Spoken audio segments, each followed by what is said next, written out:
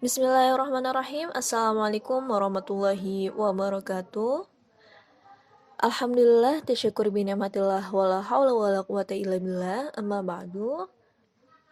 Yang kami hormati dosen pengampu mata kuliah Filsafat dan Ilmu Pengetahuan, Bapak Ahmad Irfan Mufid SAGMA, beserta teman-teman sekalian. Perkenalkan, di sini kami dari kelompok 8. Pada kesempatan kali ini, kami akan mempresentasikan materi mengenai intelektualisme dan spiritualisme. Sebelum memulai presentasi pada kali ini, perkenankan kami memperkenalkan anggota kelompok 8. Yang pertama yaitu Elza Cahya Fadila, yang kedua Fadia Herunal Hulwani, dan yang ketiga Vita Bella Purnamasari. Ada beberapa pembahasan pada materi intelektualisme dan spiritualisme kali ini. Yang pertama yaitu intelektualisme pendidikan, kemudian yang kedua spiritualisme pendidikan, yang ketiga intelektualisme dan spiritualisme muatan pendidikan atas problema kehidupan, kemudian yang keempat muatan filosofis dalam kurikulum 2013. Baik, langsung saja ke materi yang pertama yaitu mengenai intelektualisme pendidikan. Definisi dari intelektual ini merupakan suatu kumpulan kemampuan seseorang untuk memperoleh ilmu pengetahuan dan mengamalkannya dalam hubungannya dengan lingkungan dan masalah-masalah yang timbul. Kemudian ada beberapa definisi intelektualisme dari beberapa ahli. Yang pertama dari Andrew Krieger, mengatakan bahwa intelektual itu bagaikan listrik, mudah diukur tapi mustahil untuk didefinisikan. Kalimat ini banyak benarnya. Tes intelijensi sudah dibuat sejak sekitar 8 dekade yang lalu. Akan tetapi, sejauh ini belum ada definisi intelektual yang dapat diterima secara universal.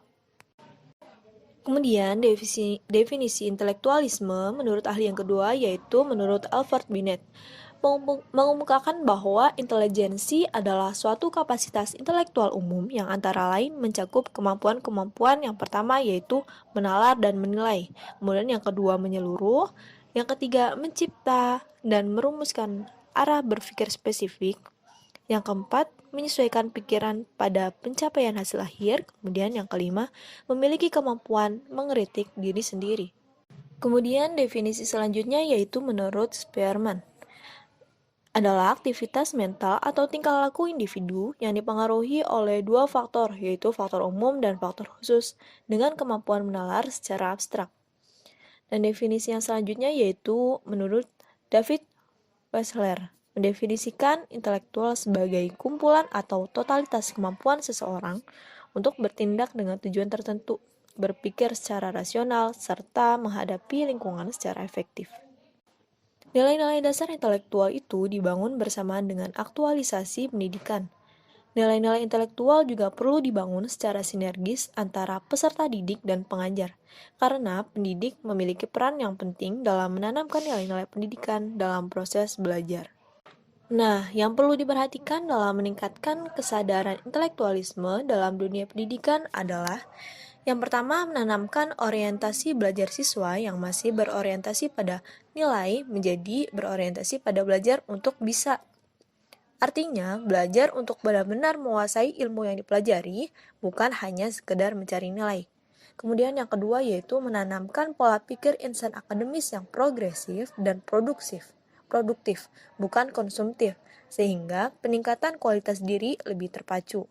Dan yang ketiga yaitu menjadikan lembaga pendidikan sebagai media untuk latihan, meningkatkan kualitas diri bukan sekedar media untuk mencari keuntungan duniawi, tapi lebih dari itu keuntungan kualitas diri.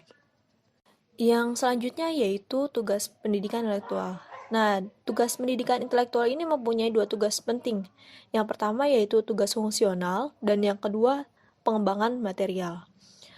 Pembentukan fungsional ini mengembangkan fungsi-fungsi jiwa seperti pengamatan, ingatan, fantasi, berpikir, serta kemauan. Dan untuk pengembangan material ini, pendidikan intelektual ini disebut pembentukan material jika di dalamnya bermaksud menambah ilmu pengetahuan atau bahan-bahan yang dibutuhkan di dalam kehidupan manusia, seperti tanggapan-tanggapan, pengertian, pengetahuan, dan keterampilan yang penting bagi kehidupan. Selanjutnya, di sini kami akan membahas mengenai spiritualisme pendidikan. Secara etimologi, spiritualisme berasal dari kata spirit yang berarti semangat, jiwa, sukma, dan roh. Kata spirit itu sendiri berasal dari kata Latin, yaitu spiritus, yang diantaranya berartikan roh, jiwa, sukma, kesadaran diri, wujud tak berbadan, napas hidup, dan nyawa hidup. Sedangkan dalam Kamus Besar Bahasa Indonesia, kata spiritualisme memiliki arti 1. Aliran filsafat yang mengutamakan kerohanian. 2. Kepercayaan untuk memanggil roh orang yang sudah meninggal. Ketiga, spiritisme. Selanjutnya, pengertian spiritualisme pendidikan menurut beberapa ahli. Yang pertama, menurut Ahad Suhailah, pendidikan spiritual adalah penanaman rasa cinta Allah di dalam hati peserta didik yang menjadikannya mengharapkan ridho Allah Subhanahu wa Ta'ala pada setiap ucapan, perbuatan, sikap, dan tingkah laku. Kemudian menjauhi hal-hal yang menyebabkan murkahnya. Yang kedua, menurut Abu Bakar Aceh, mendefinisikan pendidikan spiritual sebagai salah satu upaya untuk mencari hubungan dengan Allah yang dilakukan melalui proses pendidikan dan latihan, sehingga seseorang dapat menemui dan mempersatukan dirinya dengan Tuhannya. Dan yang terakhir, menurut Said Hawa, pendidikan spiritual didefinisikan sebagai upaya pembersihan jiwa menuju Allah Subhanahu wa Ta'ala. Adapun fungsi-fungsi spiritualisme dalam pendidikan. Yang pertama, menguatkan segi perennial dalam struktur kecerdasan manusia. Kedua, menumbuhkan kesejahteraan spiritualisme. Ketiga, menciptakan kedamaian spiritualisme. Keempat, meraih kedamaian spiritualisme. Dan yang terakhir, meraih kearifan spiritualisme. Selanjutnya, intelektualisme dan spiritualisme muatan pendidikan atas problema kehidupan. Pendidikan sebagai suatu sistem pembuka yang tidak lepas dari masalah baik mikro dan makro. Masalah mikro yaitu masalah yang timbul dalam komponen yang terdapat dalam pendidikan itu sendiri. Sedangkan masalah makro yaitu masalah yang muncul dalam pendidikan itu sebagai suatu sistem dengan sistem lainnya. Terkait dengan masalah yang sering terjadi di Indonesia, guru dianggap sebagai sumber dari permasalahan tersebut, sehingga dengan mengidentifikasi permasalahan pendidikan, kita mengetahui letak permasalahan yang sebenarnya dan berusaha untuk memberikan solusi dari permasalahan tersebut. Muatan filosofis dalam kurikulum 2013. Kurikulum dalam perspektif filsafat pendidikan dapat kita lihat dari beberapa aliran filsafat umum, di antaranya yaitu idealisme, realisme, pragmatisme, dan eksistensialisme. Dalam aliran filsafat idealisme, peran guru adalah membawa pengetahuan dan ide yang terpendam. Pemikiran abstrak adalah bentuk yang paling sempurna.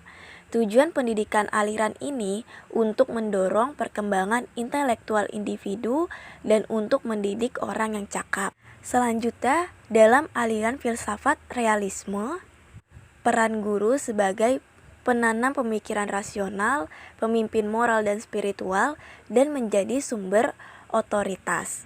Tujuan pendidikan aliran ini adalah untuk mendidik orang yang rasional dan untuk menanamkan intelektualisme. Selanjutnya, peran guru dalam aliran filsafat pragmatisme adalah untuk menanamkan pemikiran kritis dan mengajari proses ilmiah. Tujuan pendidikan aliran ini adalah untuk mempromosikan kehidupan sosial yang demokratis. Dan yang terakhir ada aliran filsafat eksistensialisme. Dalam aliran ini, peran guru adalah untuk menanamkan pilihan-pilihan pribadi dan pendefinisian individu secara pribadi.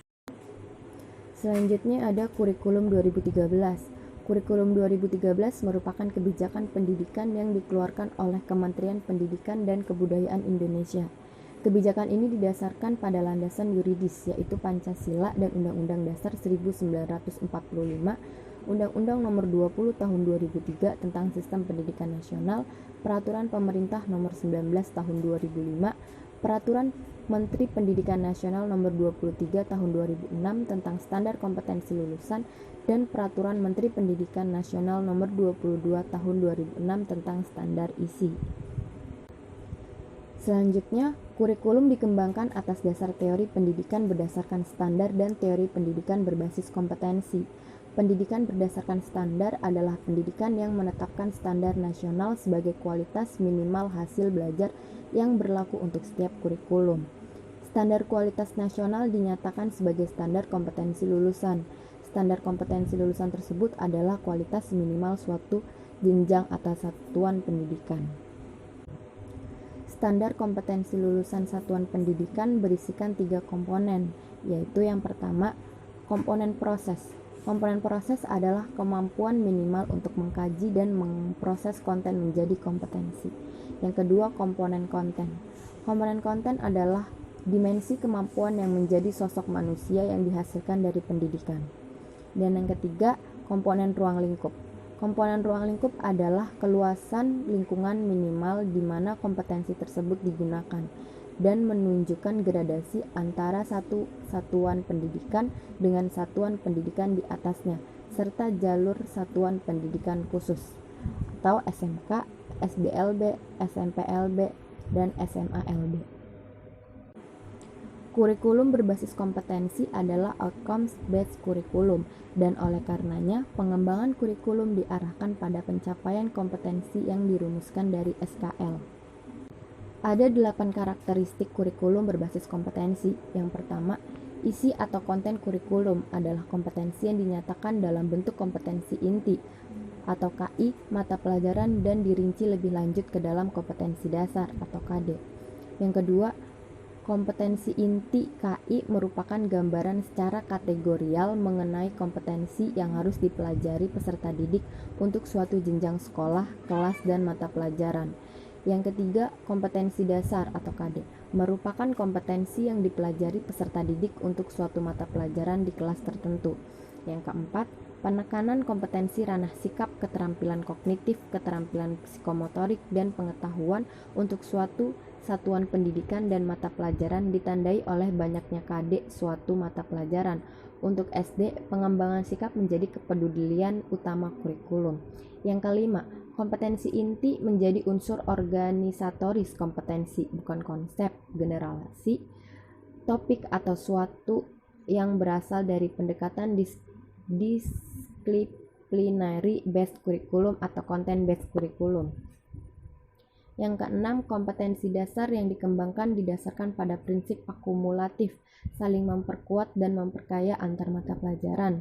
Yang ketujuh, proses pembelajaran didasarkan pada upaya menguasai kompetensi pada tingkat yang memuaskan dengan memperhatikan karakteristik konten kompetensi di mana pengetahuan adalah konten yang bersifat tuntas. Dan yang terakhir, ada penilaian hasil belajar mencakup seluruh aspek kompetensi bersifat formatif, dan hasilnya segera diikuti dengan pembelajaran remedial untuk memastikan penguasaan kompetensi pada tingkat memuaskan. Atau kriteria ketuntasan minimal atau KKM. Selanjutnya ada landasan filosofis kurikulum 2013. Secara eksplisit dikatakan bahwa kurikulum 2013 tidak mengikuti satu aliran filsafat pendidikan, baik aliran filsafat perennialisme, esensialisme, progresivisme maupun rekonstruksionisme, namun mengikuti aliran-aliran filsafat tersebut secara eklektik.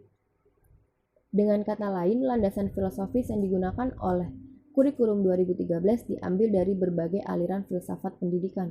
Namun, kalau didalami lebih lanjut, menurut hemat penulis, kurikulum 2013 bercorak filsafat idealisme, bercorak filsafat pendidikan perennialisme, dan esensialisme.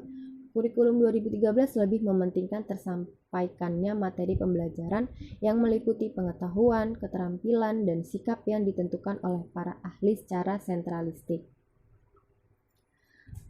Selanjutnya, pengetahuan yang menjadi muatan pendidikan dan pembelajaran dalam kurikulum 2013. Ada 4. Yang pertama, keterampilan esensial. Keterampilan esensial ini yang diajarkan pada kurikulum 2013 antara lain keterampilan membaca, keterampilan menulis, keterampilan berhitung, keterampilan menalar, dan keterampilan beradaptasi dengan lingkungan sekitar. Muatan kurikulum juga berupa subjek akademis. Subjek akademis ini adalah akumulasi karya ilmiah atau akademis yang dihasilkan para ilmuwan atau akademisi dari berbagai zaman yang sudah teruji kebenarannya dan diakui reputasinya. Yang ketiga yaitu siswa dituntut untuk menguasai konsep-konsep mata pelajaran. Konsep adalah abstraksi atau narasi dalam bentuk kata-kata terhadap data dan fakta. Data adalah realitas real di lapangan penelitian apa adanya, baik realitas abstrak maupun realitas konkret. Sebagai contoh yaitu seperti batu, beras, manusia, dan lain sebagainya. Dan yang terakhir ada siswa dituntut untuk menguasai prinsip-prinsip mata pelajaran. Prinsip-prinsip adalah hukum-hukum yang menjadi basis teoritis suatu bangunan keilmuan pada suatu. Baik, sekian presentasi dari kami. Terima kasih atas perhatiannya dan mohon maaf apabila ada kekurangan. Wassalamualaikum warahmatullahi wabarakatuh.